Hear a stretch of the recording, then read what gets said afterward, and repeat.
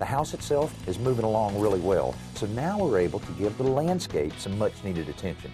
We have a great plan in place, and we've started to work to implement it. That began last week when we started pouring the concrete for our front drive. And now our paver contractor is on site, and it's about to take the next step.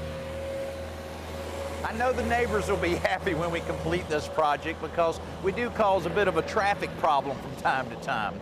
Well, our pavers are being delivered, and the pavers will be used for an awesome looking patio out behind the house that'll allow the family that lives here to not only have a nice area to enjoy themselves up on the back porch, but that paver patio right out into the yard. But we're also using the pavers for accents around our driveway. Now you can see the driveway's been completely poured, and it's a dyed concrete, and so we're kind of letting it cure a little bit before we allow any traffic on it at all. But later today, the guys that are installing the pavers will be putting in some polymer sand in the trenches, putting this right on top, filling it all in. Then they'll wet it down, and that'll lock everything into place. After that, we'll wait another week or so, and then we'll seal everything with a masonry sealer.